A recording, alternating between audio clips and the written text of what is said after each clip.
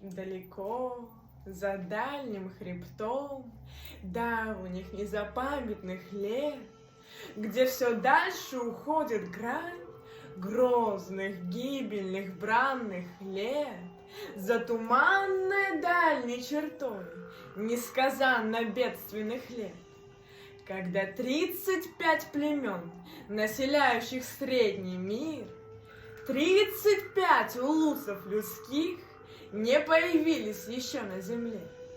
В те времена была создана изначальная Мать-Земля. Но до той поры, пока никто из людей не построил себе жилья, не зажег в очаге священный огонь, огромная эта страна, грозная изобилием своим, свирепая безлюдьем своим, еще хозяина себе не нашла. Полчища верхних абагы приходили сюда без помех, аджьяры, подземные абагы, вольно выходили сюда, затевали игры свои.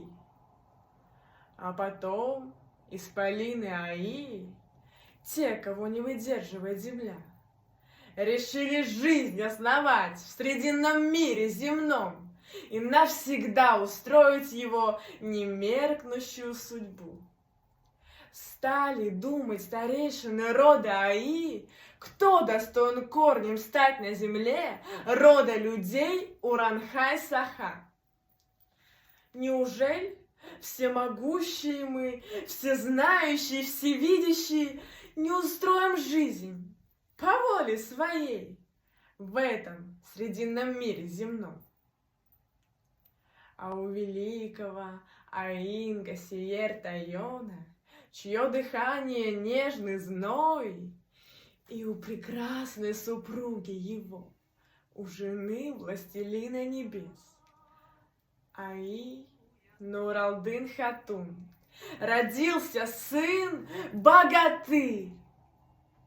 Но звонко, отрывисто хохоча, пронзительно крича, ногами стуча, кулаками стуча, каменное кричало дитя: «Эй, вы, черные плуты, лукавые псы! Кого вы вздумали испугать? Кого обуздать, проклятию предать? Вот пришел я вам на беду, по вашему грозному я суду вброд, как по мелкой воде пройду. Растопчу я вихрем смету племя верхних абагы, раздавлю жилища и очаги нижних абагы. Видно, жиру взбесились вы. Ох, и задам я вам!»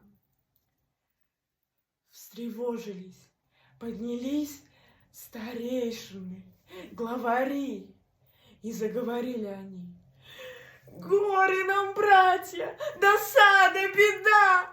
Злые он изрыгает слова! Из чрева матери выйдя едва, угрожает мошенник миру всему. Видно, злобный отроду нрав у него, видно, мысли на изворот у него. Пусть определяет Адун-Биис, пусть решает Джилгат-Тайон, а самим судить не под силу нам. Судьба не подвластна нам. Пусть решают те, кому сила дана, судят те, кому власть дана».